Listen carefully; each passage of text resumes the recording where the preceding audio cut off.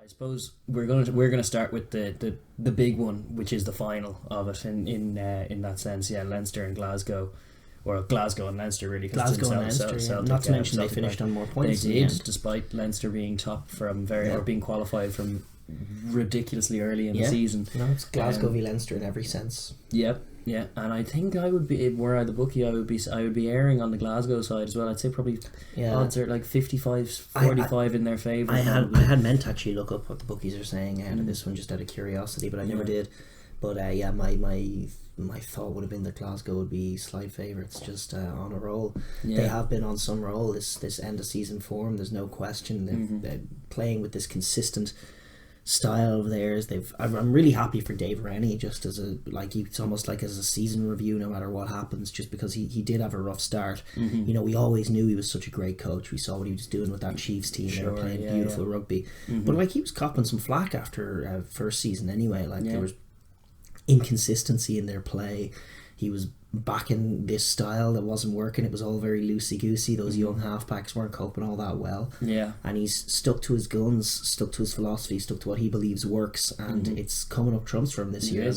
Listen, they're not the best team in Europe, but they're close to the best team in the Pro14, and they gave Sarries a run, and they've obviously beaten Leinster. I think they did the double over Leinster. So I mean, they're well, right as we were there. saying before, it's like having to play that Sarries team 3 times in your European campaign really does skew where 100%. You are entirely. They finish second in their group, just barely qualify, and have to play Sarries again. It's kind of not really a gauge at all as to where they are. And then felt like something similar the year before, where their domestic form wasn't related or didn't translate into Europe. But no doubt about at this time of the year how dangerous they are, and that's been the case for years, since before Dave Rennie's there as well. They have a kind of they're used to playing running rugby at this time of year, and their style suits it more in this hemisphere as well. When it gets to this time of year, and then the pitches dry up and they're a bit faster track. I can't imagine that the soccer pitch in Celtic Park will be much of a difference either. I'd say that's going to be a smooth surface. I'd say so. Exactly. Yeah, maybe it won't be quite as like the 4G. Obviously has its own little quirks in terms of just how the ball bounces and stuff. But players get their knees cut off them, and there's that too. But in terms of things like attacking kicks, pay more dividends on them because they're more likely to sit up and stuff. But I'd say that could be similar on the soccer pitch as well. So both sides will be looking to kind of move the ball around a bit. For sure.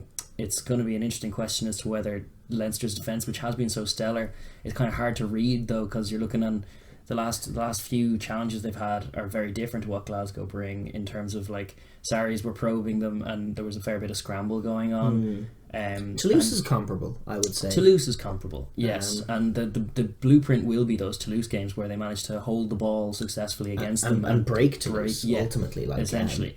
So there is precedent for Leinster doing a job on teams like this, and there are certainly like areas that Glasgow will be concerned with, things like the youth of the halfbacks coupling with Josh's magnificent return last week in terms of a harrying number 7 to hassle Hastings. Will definitely be a part of the plan. Very much a key part of where this game goes, because we've seen Price and Hastings looking both very good and very bad this year, and they've kind of been the making or breaking of what Glasgow have done. And we watched them against Ulster last week, and both of them were just making exceptional plays. There was some beautiful passing from Adam Hastings, doing almost like a Cipriani impression, and then Ali Price as well was finding his try on the blind side, constantly testing those fringes. But it's probably true that Leinster, with their kind of pack, that Hastings isn't going to get the kind of space that he'd be used to, and certainly I think they'd want to be hiding him behind a forward pod for the most part if they're going to go wide off him, rather than having him be first receiver, because you feel like Leinster are going to get a rush on. And as for space around the fringes for Ali, you would expect that Leinster are going to really come at that area pretty hard. There's not going to be those gaps. If Ali is slow off the base, or if the ruck isn't resourced well, you would expect a Leinster forward or even Luke McGrath to be coming through that ruck and hassling him and giving him less space and less time. And a key to the game is going to be whether Glasgow can protect their halfbacks, and how their halfbacks are going to cope with having just that little bit less space and a little bit more pressure. And if they can maintain their speed of ruck ball and their transferring at the point of contact, then there is space to be found there, because they've shown an ability, like the likes of against the likes of Sarries, to, when they're on it, they can shift it wide very, very quickly, and it means that the harrying defence in the midfield is kind of bypassed by excellent passing. So that it was a lesser Leinster team, but the job they did on Leinster and Dublin is a decent blueprint for them. They did keep that flow going. A big key for them is what they do in the tight as well. They do get they're resourcing their offensive breakdown pretty well, but they get quick. Their forwards are very capable of handling the ball. They get quick ruck ball. They go and they go and they go. And their offloading game in their pack is pretty key as well. It's the question is whether they can get that off against the likes of James Ryan and Scott Fardy, who are going to be pretty tough guys to get your hands free through. Even winning a contact against them is a rare thing. So they may have to be a little smarter about where they attack and how they attack. And for Leinster's part, they're going to have to obviously resource that narrower channel quite heavily, lean on the two centres to make their plays in the middle of the thinking field. The two centres blocking off passing lanes and getting up. Yeah, well, the thing about blocking off passing lanes is that Adam Hastings in particular has a really long, flowy passing. There isn't room to block the passing lane against him if he's going. He can do a double skip pass, and there's no feasible way to block that passing lane. So it's possible that they might just number up, ease off a little bit, back the guys to make the reads when they have to be made, make their tackles when they have to be made. But a key is to keep resourcing the width of the field.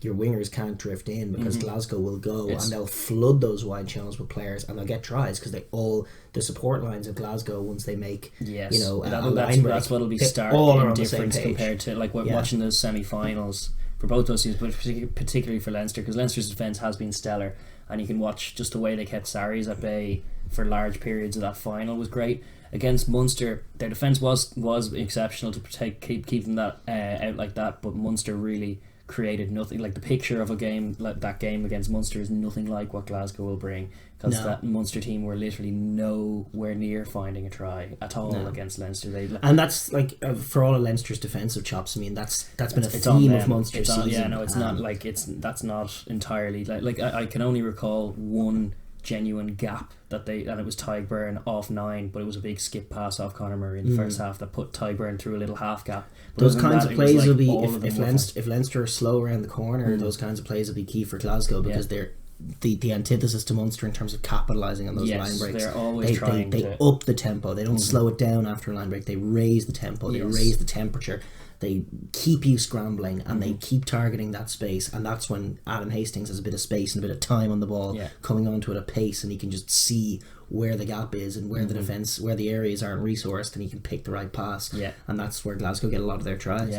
And you'd be foolhardy to think that they won't get tries at all, and it would take a very smothering, suffocating Leinster-led blanket of a performance where like that 13-3 from Saracens. That's been the picture of they can be stopped that way. They have a tendency to want to go very wide, very fast, and if you do just maintain your discipline in terms of not overcommitting at the ruck and backing yourself. Like, this is the other thing, is it helps to have physical advantages in all the kind of man-to-man matches. I feel like Leinster do, certainly not to the same extent as Sarries, but because obviously Leinster were outmatched in that area by Sarries themselves, but Leinster in general are quite a physical team anyway and want to play the game in the tight for sure. But even in the centres, locks, you're looking at the centres, and they're quite a marauding defensive pair as well, and it's all the kind of hits, and then once it gets out wide, the likes of James Lowe doesn't shy away from shooting and putting in a big hit as well. They are just as a unit. Leinster's defence is developing a habit, and even Robbie Henshaw, who's the best defender in the province, but certainly Gary Ringrose and James Lowe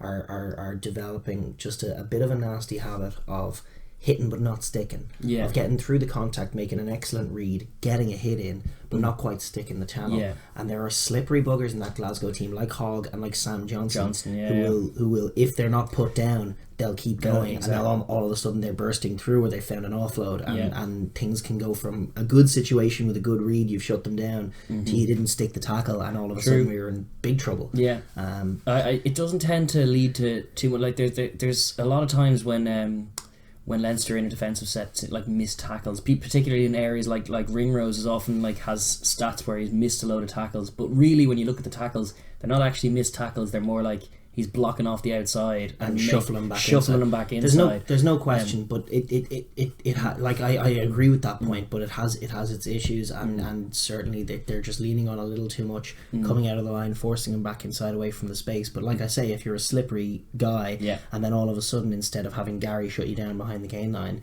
you're kind of bursting through and you have to hustle play against a forward on the inside, you can get through and you can at least get some hands free. And that's what Glasgow have the ability to do. It's the key for Glasgow is their support lines, is that it's great. Everyone's on the same page. Everyone is thinking deep.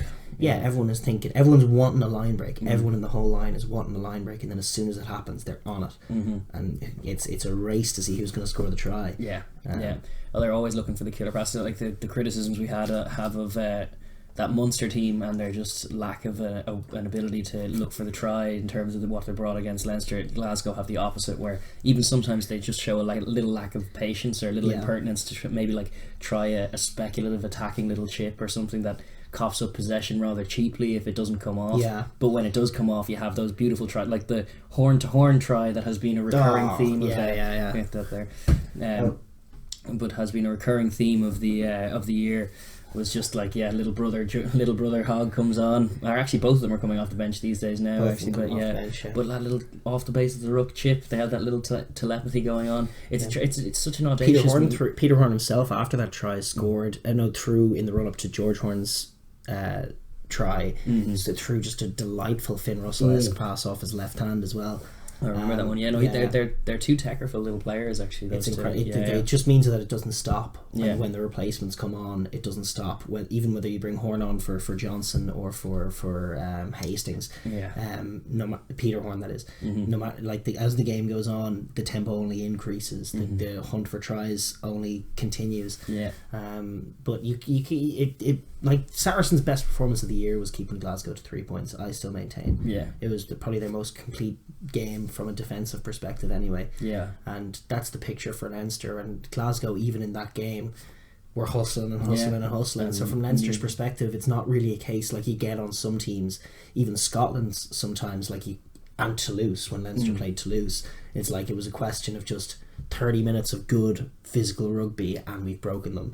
Their spirit is broken, and then the next time they get the ball, instead of being the flowy guys that they were, they're dropping the ball and they're falling over each other, and doesn't all tend of a to sudden happen with Glasgow. It doesn't. They keep trying. They look for tries. And even in that Saracens game where they got 50 put on them, I mean they were out on their feet for sure in that game. But when they have the ball, they're always dangerous. So maybe from Leinster's perspective, you're thinking, keep the ball. I think that's likely where the Leinster coaching ticket will go. It's what worked for them against Toulouse twice. Are they going to back their high ball and their box kicks over? They'll exit with the box kick. They'll exit with the box kick. They normally do. Van der Merwe and Seymour underneath them. They're as good as that back three is as good as any. That's a test level back three, especially off counter attack. The problem is that Luke McGrath's box kicks aren't very good. That is the problem. The tactics perfectly sound, but they tend to go a bit wayward, and we can't really contest them. So we managed shutting down. It may be a false sense of security with that Munster side though. I don't know if it's good prep to come in for a Glasgow game against that Munster team and feeling good about getting that kind of solid win against the rivals. It was more satisfying from just a personal perspective. It was nice to see what we were suspecting, that Leinster did have just more as a rugby team, and then similarly Glasgow and Ulster was also what we were suspecting. Is just like Glasgow are a stronger team. Glasgow are also they're not just a stronger team, they're also in a much better headspace right now. I mean, you've seen this in teams before. Scarlets is the one that really springs to mind towards the back end of their winning campaign in 2017, where a team is just playing flawlessly. They're all on the same page. They've clicked, they have momentum, they're just in flow and in form and in tempo, and they're driven. They really want to win something. They want it to end in silverware. It's peaking at the right time of year, and there's no question that, in my mind, there's no question that Glasgow are going to perform on Saturday. And then the question is, are Leinster going to be good enough to deal with it? And it is seemingly offense against defense when you're framing it that way. You're looking at Glasgow being the offensive team in this fixture, but Obviously, but both are going to try and attack. It's just not like kind of the picture of the game. Leinster have an offense as well. They're going to be looking for scores. Yeah. There's a couple of key areas that are less backline oriented. I mean, the forward battle is as intriguing, and not just at the breakdown. I mean, scrum. Ulster got some penalties against Glasgow at the scrum last week. That's a concern. You've got to think. That's Cian Healy and Tadhg Furlong, and then that Porter off the bench. Yeah, that whole front row. It hasn't been as good off the bench this year for Leinster, no question. But Porter's been absent for chunks of it. He has, but even Ed Byrne was a little better than Jack McGrath. Obviously, bringing Jack McGrath in for the Saracens game was madness. But Cian Healy is the elite scrummager in Leinster, and he does a lot of the work. Even last week, like, Kilcoyne was getting one or two off against Tadhg, but Cian Healy, that was where it was the Glasgow Tighthead was giving away a couple of penalties, so that's certainly where it got to be a point of concern for them. For Glasgow, that is point of like licking your lips if you're Cian Healy, and Leinster will definitely be targeting that area and trying to make it. It is that's right. Yeah. But launch some plays off that set piece would be nice as well. And just get some penalties, and that's what Leinster will be thinking. Conversely, for Glasgow, one of the key areas for them this year, not just their flowy attack, has been a very excellent, well-drilled line-out drive. Yeah. Very, very good. Yeah. Brumby's level, they are getting loads of purchase and tries off it. It's compact. It's simple, it's simple and compact, but it works. Yeah. They go around the corner with the new sort of swimming is legal rule. They just keep it straight and drive straight, and rarely do teams get to shut it down. You have to go through the middle to shut it down. And that's a job for probably for Scott Fardy. Well, it's unfortunate that Dev is out toner, because that is very much his wheelhouse. Those big long telescopic arms are very good for spoiling mauls. That's the only in the modern game for defensive mauls. You do occasionally see someone stop a maul with great body shape and physicality and numbers, where they're just holding up a maul, but they also have their angles perfect from either side, so they can't spin off, and then they have to use the ball. But with a great maul that's well formed, that has a bit of momentum, your only real hustle to stop it, other than pulling it down and giving away a penalty, is for someone to legally come through and get their hands on the ball carrier and wrap them up. Which is very exciting as well, because as soon as you do that, there's a scrum on, there's a turnover on, and that's where the attacking scrum half has to have eyes on the ball. And that's an area that Ali Price has been lacking. Luke McGrath tends to be good in that area. He kind of has a little forward oriented little head on him. Sometimes he just goes into the maul. He does join it prematurely, but Ali Price can be guilty of backline watching while the ball's getting totally chatting to Adam Hastings or Finn Russell, as the case may be. It's a bad habit. I know it's one that annoys you as a. It's such an interesting area, and the point is that everything can be going great in your attacking maul, and then opposing lock gets a hand on the ball carrier, and 2 seconds later it's doomed. It's going to be a scrum to the opposition. So that's the onus is on the halfback. Leinster be doing a lot of work on that. They'll be looking at that. Because and then the other side of that as well. But whatever about sacking the maul is just keeping the penalty count down, so you're not having to defend mauls in that area as well. Which is you just invite loads of pressure onto yourselves for leaking those kinds of things. The penalties come from line breaks. That's the original thing. Leinster don't tend to give penalties off first phase, but you will see if Glasgow get a couple of line breaks and they're pushing out a try, Leinster, like any mature, I guess you'd say, team will have their cynical plays in them. They will, in coming towards the red zone, but not quite cardable red zone. That kind of little grey area, just in the edge of the 22 and stuff after the first line break, and that's where Glasgow gets some purchase. It's Nigel Owens reffing, by the way, so he I was going to say so no complaints, but he has been inspiring some complaints this year. But I trust him. Tend to like his flowy. I tell you what, that's bad news for Cian Healy though, just because he doesn't look. He doesn't ping scrums. Actually, that is a factor. Because he'll just say use it despite all the winning of the a scrum can be doing anything. The tight head can be up, he can be down, the scrum can be on the floor, and I'm just going to want that ball out of there. That's true. And I don't know if I approve on that one. No, I don't approve of that. I like scrum wonks as my referees. Well, it's like the Talkatours have an appreciation for that. It's where all those 3-point games come from, but there's probably a balance in between to be struck. But for sure. My thought is it's somewhat dangerous to let a scrum that's collapsed or keep driving. Keep driving. 100%. It's 100%. You shouldn't do that. You should penalise the ones that are infringing by not keeping it square and straight. But that's a bit of a digression. But it is a huge factor in the game, and actually, the fact the ref does have an influence in those areas, so that'll probably be an avenue that Leinster will want to pursue, but will they know Nige as well as any other team, and in fact, given that they may scrum for solid. They probably won't target that area strongly just because it's not wise against Nige. The same with slowing up the ball. And it's good news for Glasgow because it just means that Leinster cynically slowing up the ball kind of shit that's going to get you pinned. Like that's a Scott Fardy yellow card waiting to happen if that's your game plan. Indeed, and we have been shipping under pressure, under quick ball. There's guys lying on the wrong side, and that's, hands are going in, and it is very often Scott Fardy who's rather cynically hands all over that thing. Like I say, the mature, grizzled veteran indeed knows what needs to be done.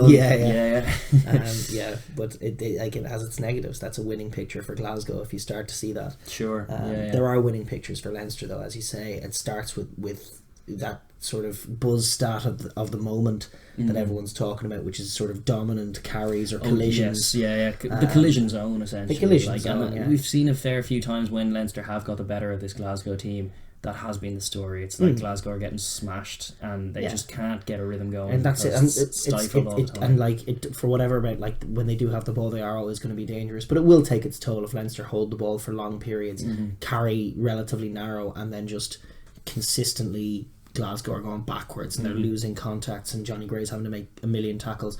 Although Johnny May made a million tackles the last time Glasgow played Leinster, and while it was a secondary Leinster team, they absorbed all of that pressure. And when they had the ball, they struck. And that's a lesson for Leinster in the sense that if they do think they're going to grind out a 16-0 or 16-3 kind of win, it's a dangerous game to play against a side that loves tries as much as Glasgow. It also feels like it's against Leinster because Glasgow have a wonderful attacking mindset, but Leinster do as well have like an ethos of kind of attacking rugby and the grinding element of it, which is from top down in terms of it's how Ireland play the game. But to be overly attritional and overly reliant on running overheads, well, you saw against Sarries how it falls short.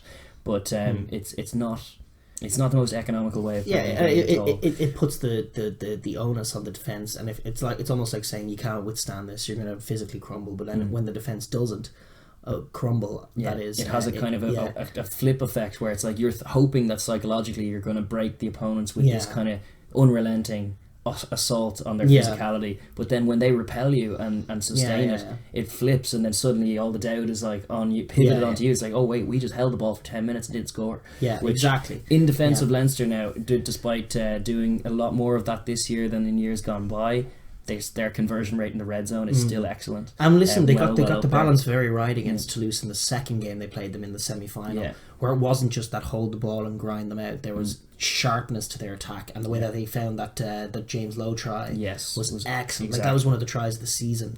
It was brilliant. And even last week with Keane, the front row show was very good as well. So certainly that was shout out to that. It was an excellent moment. Beautiful. Keane Healy bringing back memories of Baud.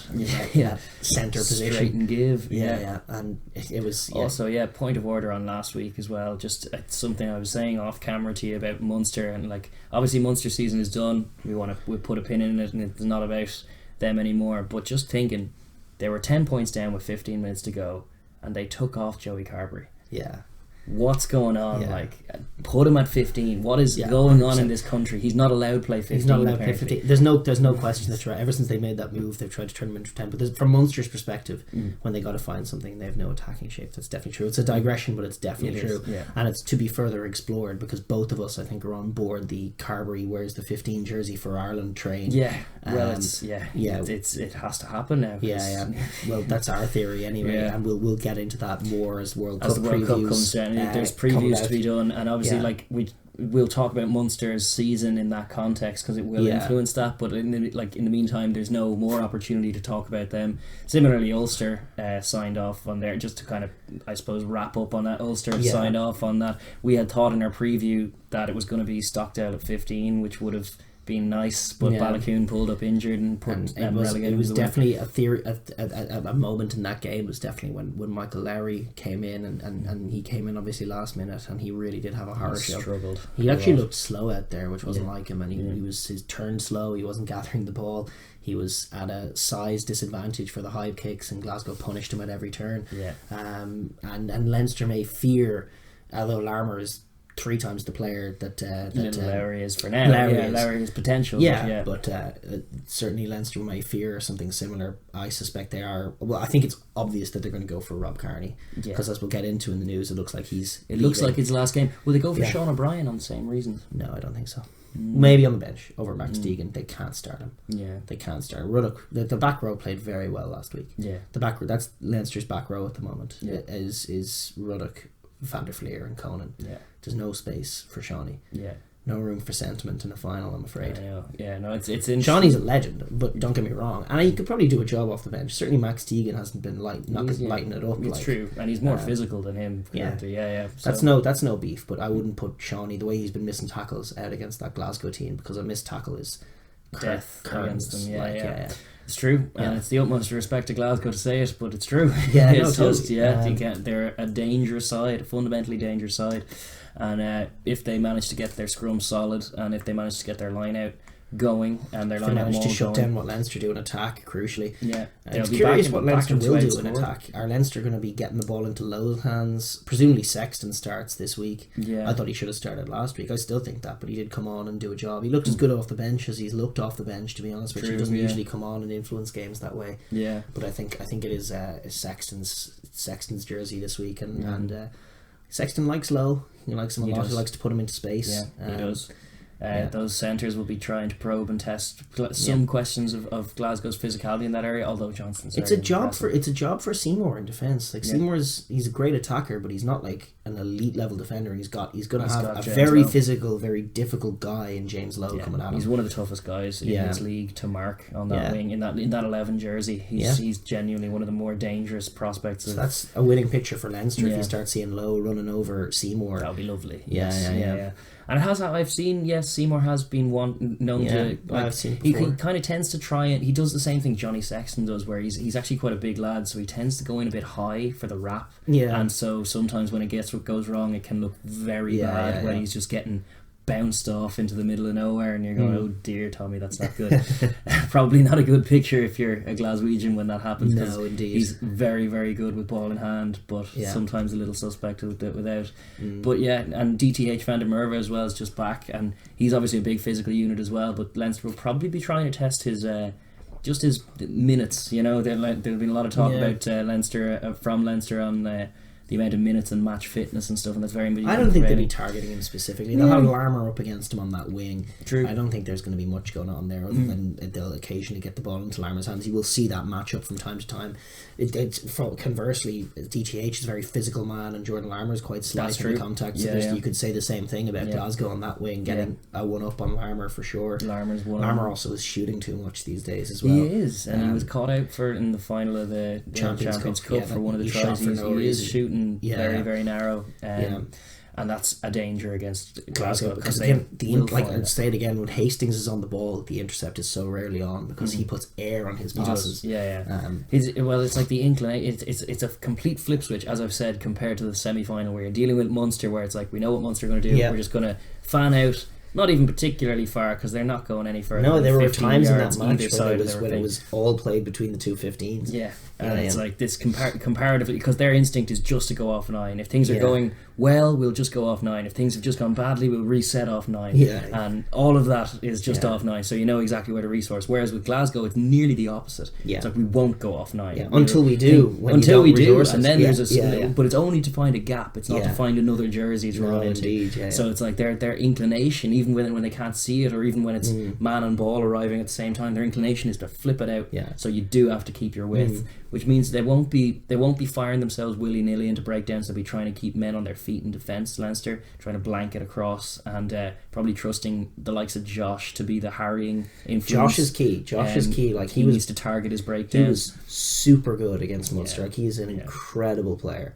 And when he's on his form, like, he's probably even better than Levy on it. Like, he's certainly in terms of consistency. He's more technical. I think he's so beautifully technical in everything that he does. You would suspect that he will have more longevity in him than Levy for sure. If he manages to steer clear of the injuries, you just don't know. Whoever's at their most effect. But my point is that even though he has had some injuries, his way of playing isn't nearly as attritional as Levy's. Who fires himself into exactly. everything. So whoever's actually better at their peak is almost hard to know. But certainly Josh, you would suspect, has more longevity. But for a big game like this, this is like Josh is made for this, shutting down Glasgow, getting the big turnovers just when they need them. Yeah, himself and I think Cian Healy will have license to go for one or two. Porter Well, off he's the been bench doing will. it. Yeah. Henshaw came up with a great steal last week as well, which is good to see in the set because there'll be contacts in the centre and there'll be contestable rucks going there. 100%. So and Henshaw's a big frame. Yeah, good frame for it. Yeah. So yeah, for sure, that's a key area, obviously, and.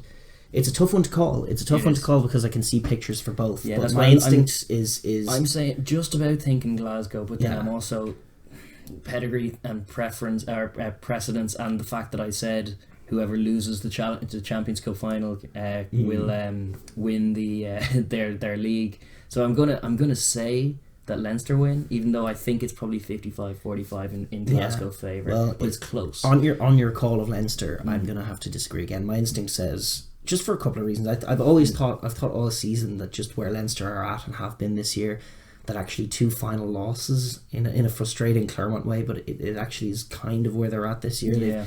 They have simmered down a little bit, and just the way I'm looking at Glasgow, just in form on everything else. Yeah. Maybe if the game was next week and there was an extra week, my answer would change. And Leinster do have a habit of booking these trends in big games, but they couldn't book the trend of Saracens, who looked the best team in the all year, and Glasgow are just going like a freight train. And they've two wins over Leinster. They've arguably got Leinster figured out. Dave Rennie is playing a blinder at the moment. They're playing like old school Chiefs. They are. That's what we were excited for when we heard the news that Dave Rennie was coming up to coach the Warriors, which was great. Yeah, because like Gregor had done such a great job of laying that foundation for what is now the Scotland beautiful attack from top to bottom. So Dave Rennie was a perfect, very natural kind of successor in that regard because he's just going to add to it. And perhaps, I know Stuart Hogg is going, but perhaps Aaron Cruden be wearing a Glasgow jersey next week. Fun. Also Hogg's last game. There's all kinds of reasons. That's true too, yes. So we have Hogg and Carney, the two boys. Fullbacks last games, and they're like 2 completely different ways of playing that position, which is one of the great beautiful things about the game. Is just like there's so many different schools of thought on different areas. So we have one of the foremost. This is kind of a microcosm of why it's a defense. We're framing Leinster as the defensive team rather than the offensive team of Glasgow. As you're looking at Stewie Hogg versus Rob Carney attributably and what they actually do for a team. And both are like stellar international level players, but completely different. Totally. And it's great. Yeah. Although Rob has been getting his offensive plays off. He was one of the few clean line breaks we had against Saracens. It was great. You do have to tackle him when he's in there. He's very physical. He'll run at your jersey, but you have to tackle him. And But no, my instinct says Glasgow. My heart obviously is all Leinster. Yeah, I'm voting with my heart anyway. But instinct says Glasgow. I've been wrong before though, and you've been right before. So let's hope that's how it goes. It's a wash. But we're rooting for Leinster for the last time this year. Last time this side of the World Cup, we're getting proper. Yeah, that's right. Kind of consequence-filled club games. Yep. And it's Pro 14 games. Obviously, the next couple of weeks. Yeah. The other 2 have to wrap up. That's what. Yeah. I mean, in terms of support, yes, I don't mind watching that little afterthought. That is. For Leinster and Glasgow, and they are, to be fair, as the league represented, and there's like that whole thing of the league table doesn't argue. They're the 2 teams that were top. They're the two teams that earned their right to their semi-finals. Comfortably the 2 best teams in the league. Comfortably. Top in their conferences consistently now. Yeah, that's 2 years in a row with the conference system, and it's 2 years that these 2 have topped right? it. I think, yeah. No. I think that weren't Glasgow top of their conference last year? I feel like no, because why would they be seeded against Saracens in the Champions Cup if they topped their conference? I could be wrong, but I feel like they were struggling under Dave Rennie last year. I don't know, but I thought they were hot topic thing. Maybe they were. Maybe check that.